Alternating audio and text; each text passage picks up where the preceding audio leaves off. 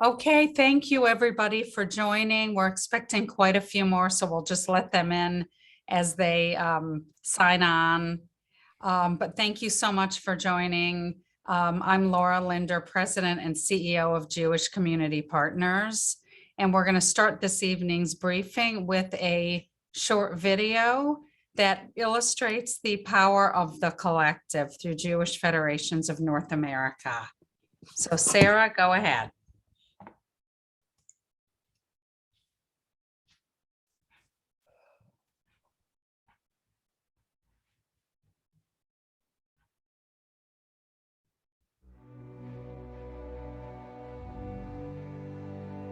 We are there, on the ground, supporting those in need, and bringing Jews out of danger and to safety in Israel.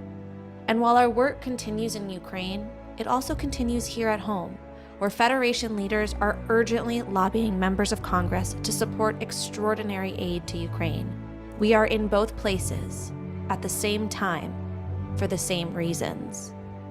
There are Jews at risk, and we do not stand by when people are in danger. We do not wait until there is an emergency to create an effective system of rescue and humanitarian aid. The impact we have had for our Ukrainian brothers and sisters was not built overnight. It was built over decades. The Jews of Ukraine are fleeing, some to find safety, and others are flying to a new life in Israel, while Jews in North America are petitioning their government to accept the refugees from Ukraine. This is both a miracle and a result of hard work.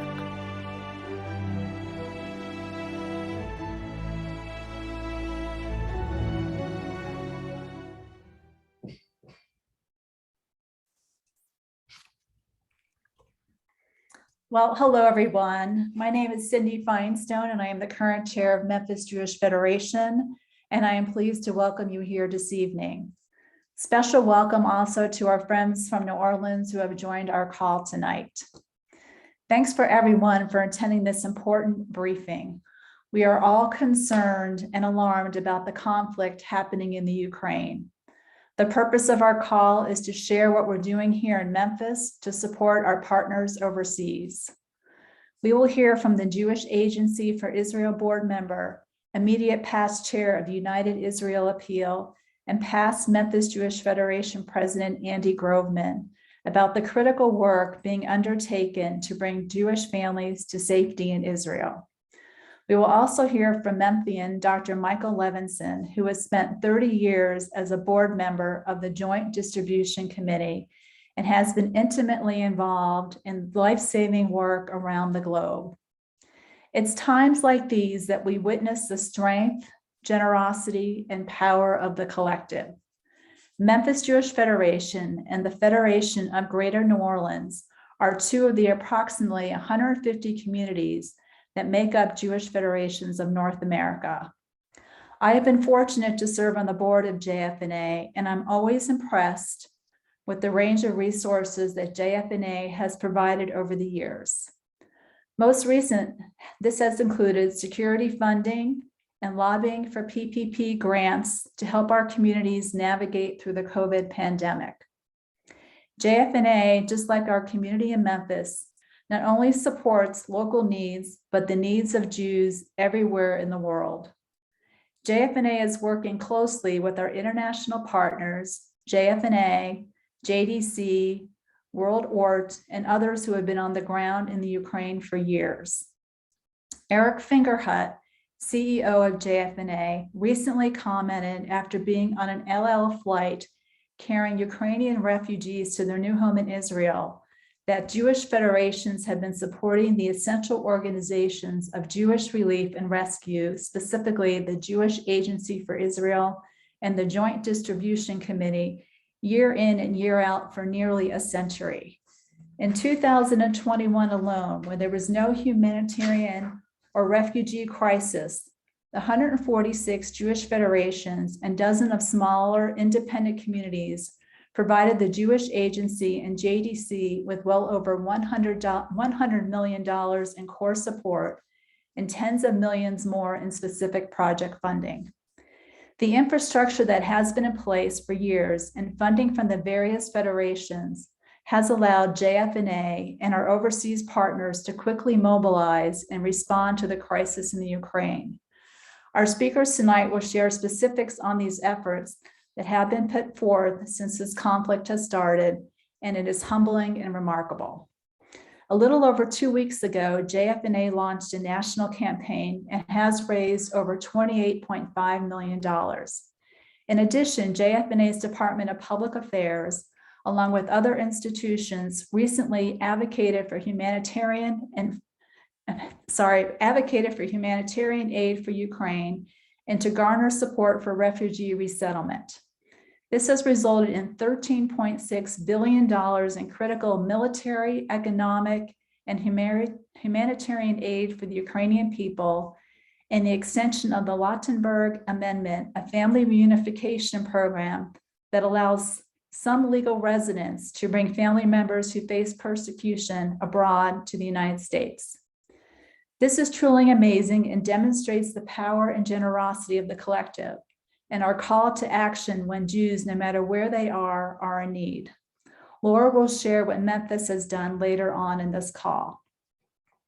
I, along with Eileen Posner, know firsthand the critical work that JAFI and JDC do in the Ukraine, as we visited there in 2017 on a JFNA mission. We paid our respects to the Babi Yar site that radio tower was recently attacked. We visited vulnerable seniors who lived in old buildings with no elevators, who without the support of JDC would not have the needed medicines and food to survive. We visited a summer camp where young people were discovering their Jewish roots and met other young adults getting ready to make Aliyah to Israel. We saw Jewish life thriving in the new local Jewish community center in Kyiv, where we painted with young children and watched seniors dance. We learned of critical wellness and job assistance provided by the JDC as families relocated from areas of conflict in the Ukraine. One of the lasting impressions I have from my visit there is a mural on the side of the building. Sarah, can you show that picture? That read, "Freedom is our religion." This couldn't be more true today. And now I am pleased to introduce to you one of our partners, the Jewish Agency for Israel, through a short video, followed by a presentation by Andy Groveman to share an update from the Jewish Agency for Israel.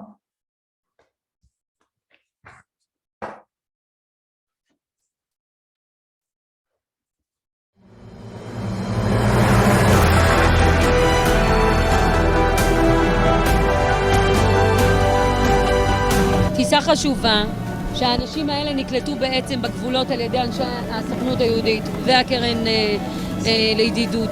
כמובן נמצא איתי גם קרן היסוד. עושים מאמצים, כל העולם היהודי עושה מאמצים יחד עם ממשלת ישראל כדי שאנחנו נוכל לחלץ אותם ולהביא אותם לכאן לישראל. המצב באוקראינה עצוב מאוד, לראות מאות אלפים מבני עמנו שחוטפים כעת הפגזות על בתיהם. אבל אנחנו בסוכנות היהודית עומדים לצידם גם בהוצאה שלהם את הגבולות וגם בהבאה שלהם כאן, ביחד איתם להגשים את החלום הציוני פה בארץ ישראל. My husband stands there and we are here and we are safety, but he is there and my grandmother and my grandfather is there and my friends, everybody is there. That was very hard, but now it's so warm and I don't feel anxiety, and I'm feeling peaceful. Now that's just 2 minutes that I have been to Israel, and that's really great feelings.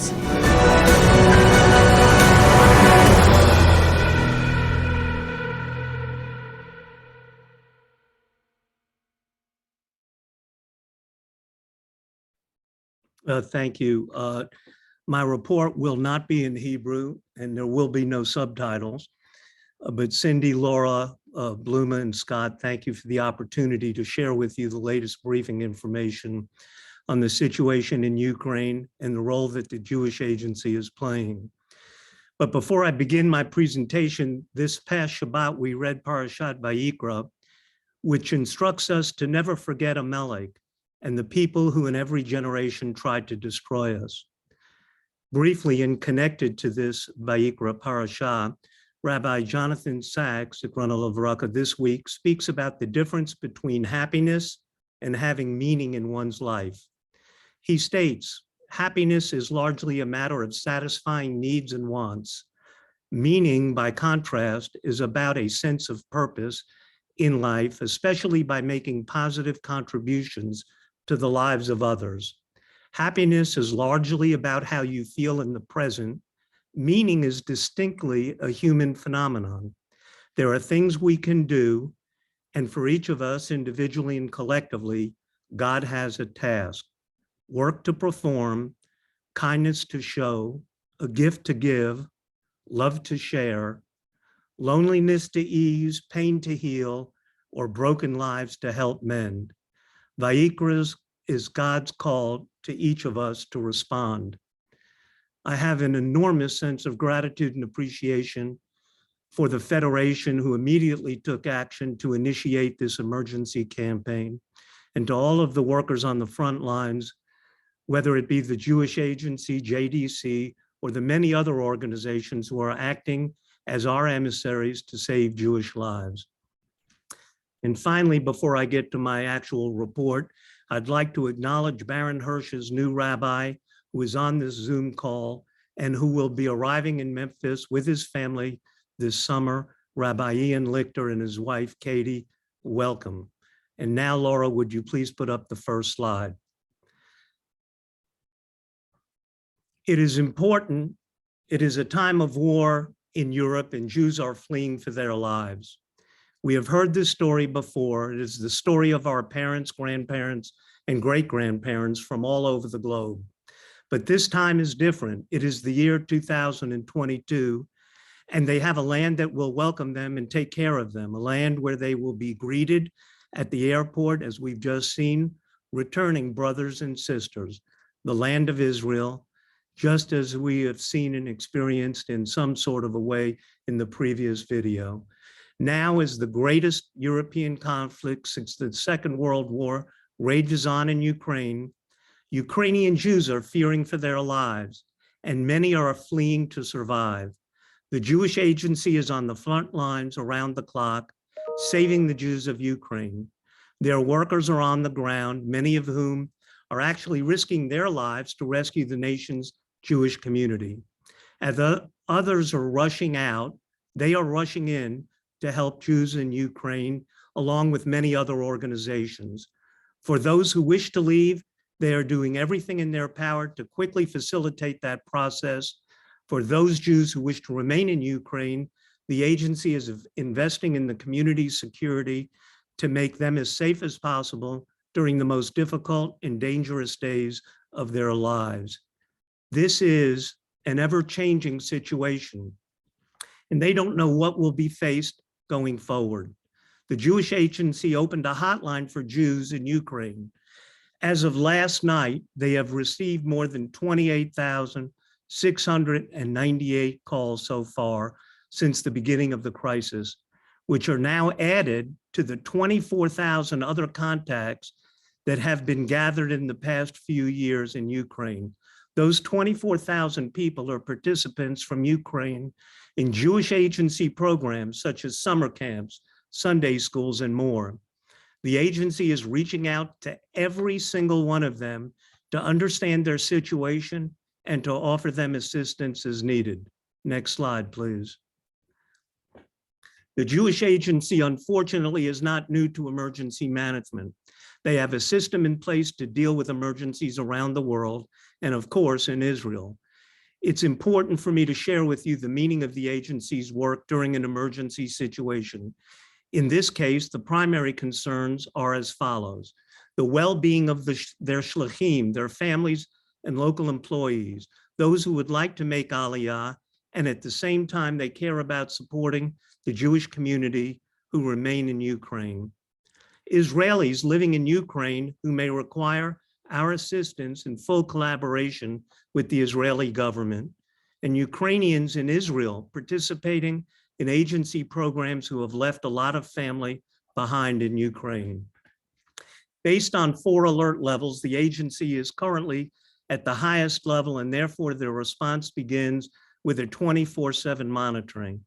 I want to preface that the Jewish Agency's ability to operate in situations like these as they arise is because of our support for many, many years. Our support makes the agency's work possible. The Jewish Agency can work today only with the infrastructure that was in place yesterday. We should all feel very proud. Next slide, please. As you can see, the Jewish, one back, please. Or, yeah, thank you. As you can see, the Jewish Agency is spread out all over the area, with the dark blue pinpoints in Ukraine and the light blue pinpoints in surrounding countries. The Jewish Agency is implementing their operations on both sides of the border of the neighboring countries, as you can see in the light blue pinpoints. At each point, the agency is helping Jews who want to make Aliyah across the border, and then help them with the remaining Aliyah process, or connecting them to Jewish communities in these countries. The agency is also prepared with facilities and services for food, lodging, and first aid assistance, keeping in mind that these specific points can change every day, and the situation is being monitored 24/7 to prepare to move people on the border as needed. You'll notice that it says there are 90 employees in Ukraine. I just got an update this morning. There are actually 60 employees in Ukraine, and you might wonder why there are less employees in Ukraine than when this presentation was given only March 3rd. And the reason is because of a lot of employees becoming refugees themselves, given particular circumstances. However, the agency is bringing more and more people onto the scene to deal with the enormity of this problem. Next slide, please. The Jewish Agency is always partnering and coordinating with many different bodies. I put this slide up on evacuation routes in Ukraine just to show you the complexity of what is going on and really what that map looks like. To us, chaos, but for the good fortune of the Jewish population there in the organized Jewish world, believe it or not, it is organized, focused, and really delivering aid and rescue to Jews who are in peril. Next slide, please. We're working with different bodies, both within and outside of Israel. Their plan consists of working at two levels, one with the State of Israel in full coordination between the various ministries, Prime Minister's Office, Foreign Affairs, Aliyah and Absorption, Diaspora and Education. And at the second level, working together with local organizations and bodies such as JFNA, Karen Hayesod, JDC, Chabad, and others you can see on the screen. It is, in fact, a situation that calls for all hands on deck. Next slide, please. Because of the Jewish Agency's unique status with the government of Israel, they are participating in different emergency forums in the government, including the Foreign Ministry's Emergency Forum. This helps them assess and prepare for any scenario in full coordination with the government and also get the help they need throughout the situation. Next slide, please. Moving forward, there are four main areas of our work during the war in Ukraine. One of the main focuses of the Jewish Agency's work right now is the safety and security of refugees and Aliyah candidates. As I mentioned earlier, the agency has opened transit facilities in Ukraine and in other neighboring countries. They are immediately preparing for the absorptions of tens of thousands of Aliyah candidates in the first wave, but this could be and will be more, much more. As of now, the agency has received requests for Aliyah from over 5,000 candidates, already much more than the total number of Olim in 2021, which was close to 3,000 for the entire year. The second part of their work is supporting the security and resilience of local community organizations. The Jewish Agency is providing grants to 150 Jewish community organizations throughout Ukraine for upgrading security equipment, given the recent escalation.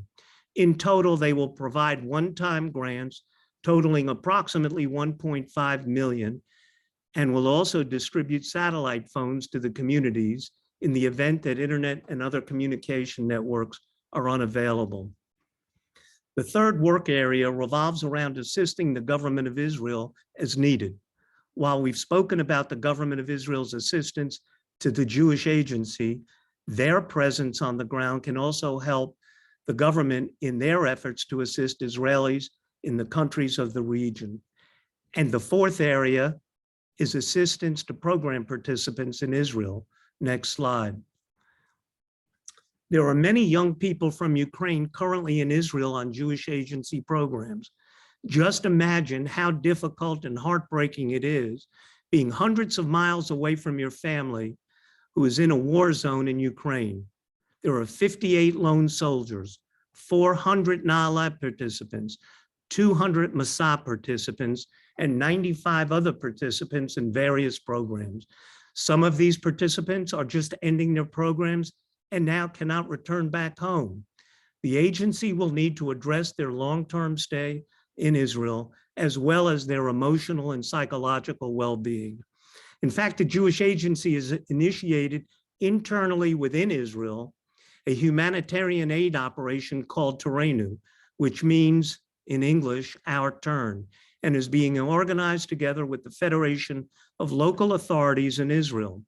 The operation is collecting basic necessities from the Israeli public and transferring them to Jewish Agency centers active along the Ukrainian border. These items mainly consist of winter equipment like sleeping bags, blankets, coats, gloves, hats, scarves, and hygienic items such as soap, shampoo, deodorant, toilet paper, and toothpaste. Next slide, please. As the Jewish Agency is focusing on the current situation in Ukraine, they must also make sure to maintain their activity and infrastructure following the war. All of us understand that there will be Jews that stay in Ukraine or other neighboring countries. They will not make Aliyah, and therefore there will be a Jewish community that remains. The Jewish Agency is ensuring that their various services continue and are effective, and hope to improve the processes along the way for the day after, as many other Jewish agencies are also working on. The agency also wants to ensure the basic infrastructure in each community. In this way, they will ensure that educational activities, Sunday schools, camps, ulpanim, etc., will remain stable after the war. Next slide, please. This is a global challenge and it requires a global response.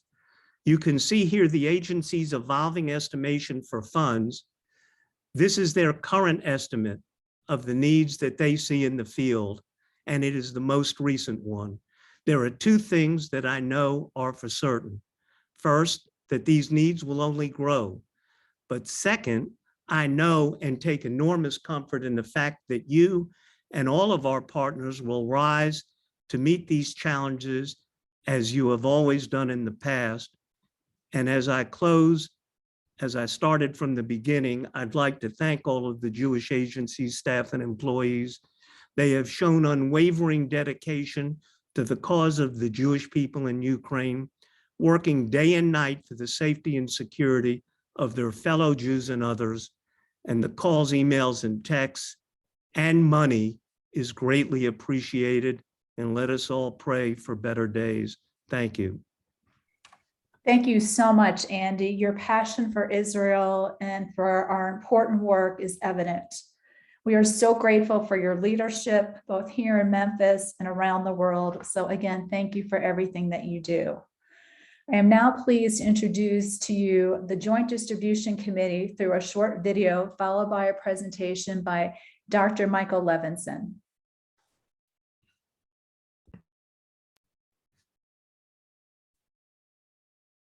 Romania. This is exactly the border where thousands of people arriving here to Romania.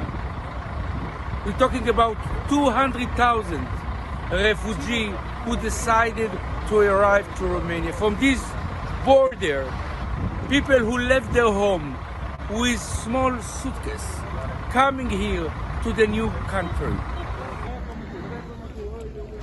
In this tent that we have here, we're giving everyone soup, coffee, bread, SIM card. I saw here thousands of people coming every day with tears in their eyes. In one hand, crying about that they must to leave their past in one moment, and the other side, they're thinking about the future. We are here to help those people. We are here on behalf of JDC to try to help Jew to find a place, a shelter for several days until they will decide where to go. Our goal as a JDC to tell the people in Ukraine that they have a place and we're waiting them and we're giving them hotels, food, transportation. If not now, when? This is the time to give the help to thousands of people that crossing this border and lost everything and going to build a new life. This is the time to hug and to help.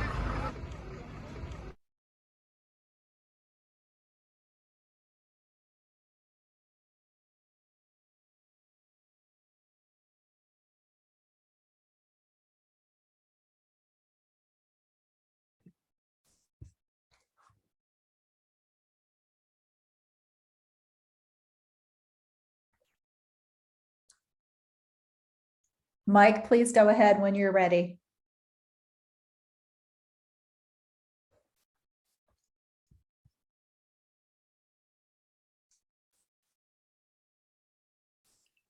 Can you see me?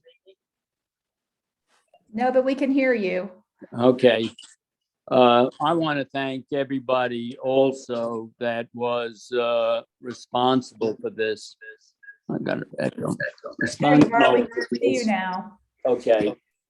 Whenever there's a crisis in the Jewish world, JDC is there. It is the 911 of the Jewish people. It is starting to become better known around the Jewish world, but I was very impressed that NBC listed JDC as one of the top 15 organizations that you could give your money to save the Ukraine. In fact, JDC was in the top 5. Prior to February 24th, the day the war started, the Ukraine was the most vibrant Jewish community in Europe. JDC has been there for over 2 decades. It takes care of 40,000 elderly, many of them bed confined, 750 are Holocaust survivors. Again, I want to thank the Memphis Jewish Federation, because over the last 2 years, you have been supplying money to help the elderly in Kiev. And that money is now really coming to use. Giving you a rolling update, 83% of the elderly are still there and in place, and 80% of the people, clients, can still be reached to get food, medicine, water. But we have not heard from the JDC representatives in the last 48 hours in Mariupol. There is no communication with the city of Mariupol. JDC has been involved in capacity building and Jewish renewal over these 2 decades. 75,000 Ukrainian Jews have accessed JDC prior to February 24th. We have the infrastructure that has been mobilized to help in this crisis. 6 JCCs, 18 HESEDs, and 1,000 locations throughout the country manned by JDC volunteers, many of them who have come through the JDC system. There are 2 big problems before the outbreak of war. One, COVID. It was good for JDC because we were able to supply all our clients with tablets and cell phones, since most of the communication was virtual. However, in the 10 days prior to February 24th, there was a big spike in Omicron in the Ukraine. The second problem was the economic crisis that has occurred with huge inflation rates, and the cost of goods and services are extremely high prior to February 24th. JDC was proactive. In the 6 biggest Hasids, 3 months of food, water, medicine, and elder supplies like disposable diapers were ready to be distributed. When the war occurred, these have been distributed, are being distributed, they are being protected, and the agency is helping with the security of these sites. We also opened up hotlines 24/7 with Russian speakers in Israel, Moldova, the most poor nation in Europe, who not only has a JDC representative, but they and Hungary now are taking a bigger amount of the refugees, since Poland is full. One of these hotlines, a young lady called, she was a new mother, was running out of formula, and within that day, she got 1 month supply of formula. Another story, outside of Kiev, as the Russian troops came, 2 JDC people came after a phone call of an elderly homebound Jew. He was taken to safety and found transportation out of Ukraine. 10,000 people, 10,000 Jews have been helped to leave the Ukraine, and this is happening more and more.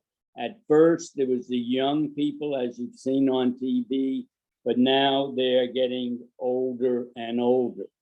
One unbelievable project that they are trying to work with the claims conference, 500 of those 750 Holocaust survivors, an air-evac is going to be made available to extradite these 500 Holocaust survivors. When I talk of ambulances and air-evac, it hits home to me what a deal it is, since my Nancy 5 years ago from Copenhagen had to be air-evac out of Copenhagen back to Memphis.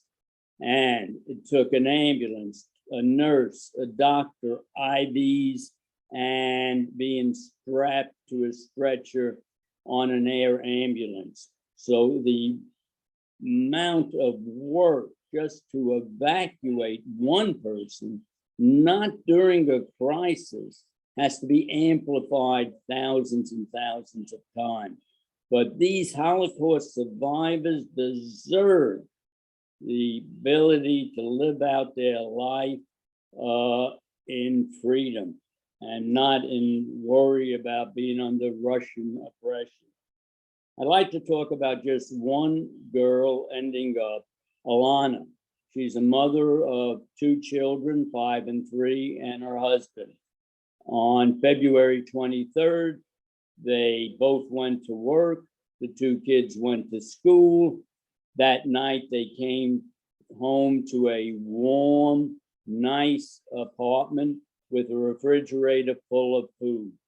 Then came February 24th. Their world was turned upside down. For the first 2 days, with the air raid sirens going off in Kiev, they were able to withstand it. But then finally, they had to go to the basement during these air raid sirens. They looked at each other and Alana said, we have to save our children.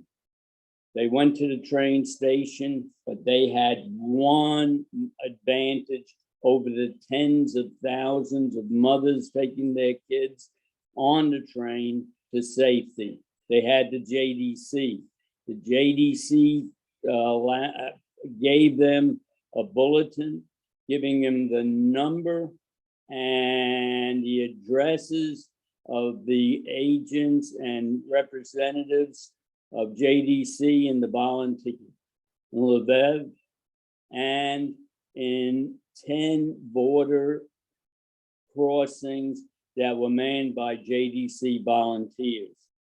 They kissed goodbye on the train, went to Lviv. They were met by a JDC representative.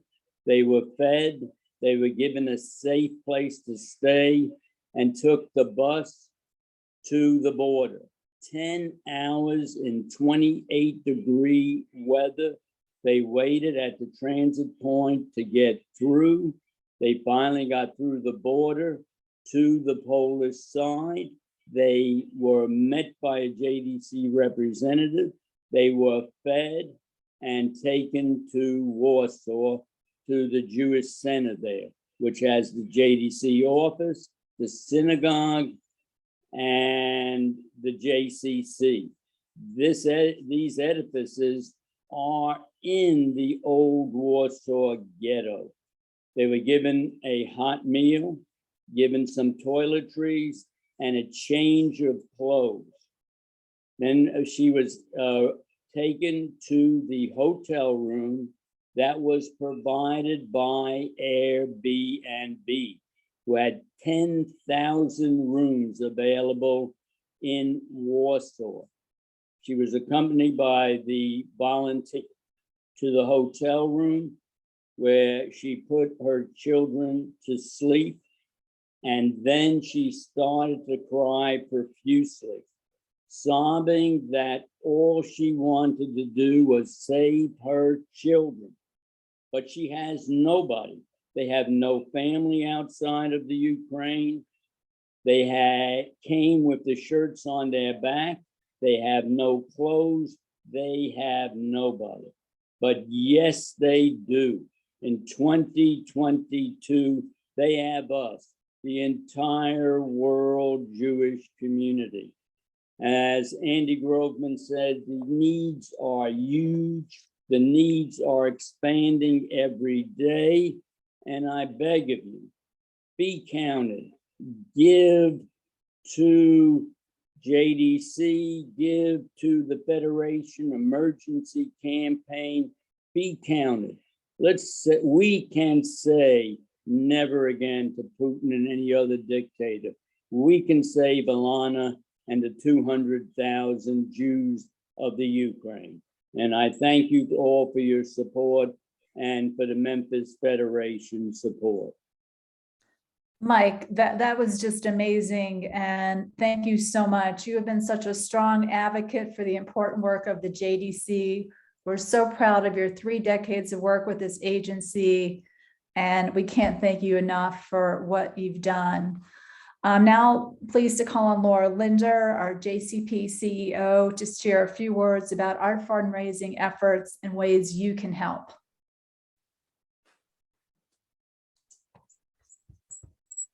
Thank you, Cindy.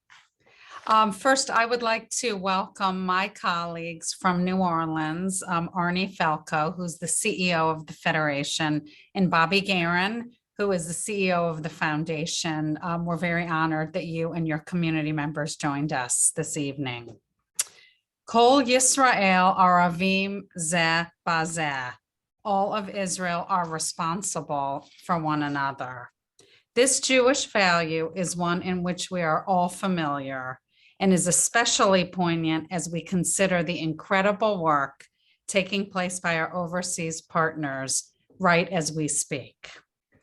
On Thursday, February 24th, a call went out across the Jewish Federation system to raise $20 million to provide financial support to our overseas partners working on the ground in Ukraine and its bordering countries. These critical funds were needed to provide emergency services for the more than 200,000 Jews living in Ukraine, some of whom were also seeking safe passage to Israel. As always, the Memphis Jewish community mobilized and within a few days far exceeded the $74,000 assigned to our community to raise. It's hard to believe that this was just 2 weeks ago and how much worse the situation has become.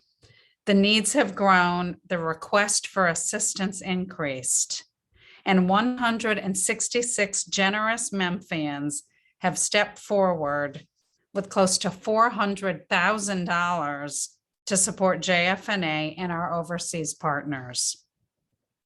Our hearts are breaking for the millions of families fleeing their homes and trying to stay out of harm's way. But our hearts are also bursting with pride that again, the Memphis Jewish community stepped forward with generosity that is unmatched by any other community of our size. One of the first gifts made towards Memphis's Ukraine crisis campaign was from our teen philanthropists, the B'nai Tzedek Teen Board. Here to share their story is one of its leaders, Ilan Lennon. Thank you, Ilan, for joining us. And please, we would love to hear your words. Thank you. Hello, my name is Ilan Lennon and I am a 7th grade student at the Margolin Hebrew Academy. I joined the B'nai Tzedek program after celebrating my bar mitzvah in 2021. This program is run by the Jewish Foundation of Memphis, and we learned about tzedakah and how to give back to those in need in our community and around the world. One of the B'nai Tzedek meetings I attended in person last year was with Elisheva Massel from the JDC. She spoke about the incredible humanitarian work the JDC does, and it really inspired all of us. Fast forward to this year and the terrible crisis in the Ukraine. At the last B'nai Tzedek meeting, Russia had just invaded Ukraine. In the room, we asked if the JDC was in the Ukraine helping, remembering what we heard about how the JDC goes into war zones to help. Mrs. Vanderwalt, who leads B'nai Tzedek, said yes. So we asked how we can help. There were 12 students in the room from all different schools in Memphis. Many I didn't know before joining B'nai Tzedek. And it was a unanimous vote to give Memphis Jewish Federation $1,000 for the Ukraine crisis.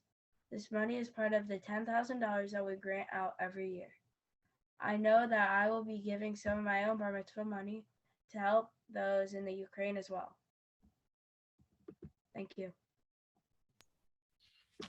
Thank you so much, Ilan. You inspire all of us. Because of Memphis's contributions of nearly $400,000 toward this urgent crisis and the more than 28 million committed nationally, Jewish Federations of North America has been hard at work staying in close contact with our overseas partners and allocating dollars as needed. Grants are being awarded to the Jewish Agency for Israel, the Joint Distribution Committee, and several other organizations doing important work in Ukraine for the Jewish community. Here's a snapshot of the impact of our support as of today.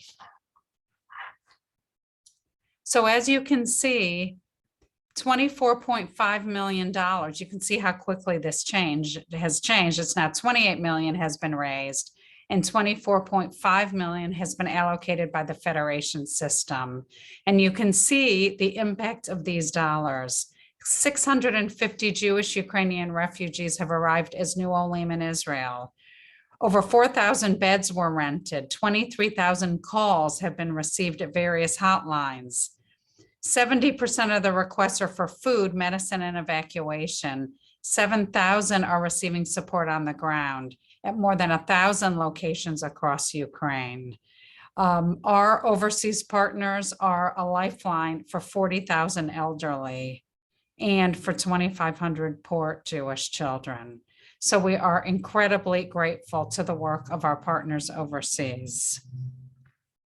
So I ask you to please join me tonight. Tonight is a call to action. It's about fulfilling our responsibility as Jews to care for one another.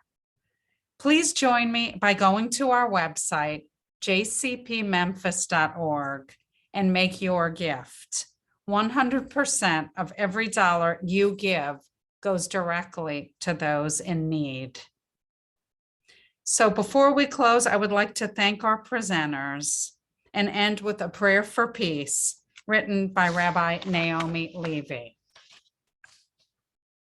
Our hearts are with all the people of Ukraine, President Zelensky, and with our Jewish brothers and sisters in Ukraine, 200,000 souls who crouch in fear as the sound of sirens and bombs pierces the air.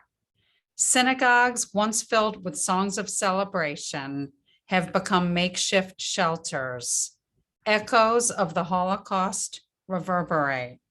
The memory of the 1.5 million martyred Ukrainian Jews. We pray that the panic in the streets of Ukraine will give way to the sound of children playing, and the sounds of sirens will give way to songs of hope. We pray that the world community will unite and cause the Russian army to retreat. We pray for no more violence or bloodshed, and we pray that diplomacy will be the path to peace. Hear our prayers. Hear the prayers of the mothers and fathers, the prayers of the children longing for safety. God, our shelter, bring peace. Let it rain down from the heavens like a mighty storm. Let it wash away all hatred and bloodshed. Peace, please. Amen. Thank you all so much for joining this briefing tonight.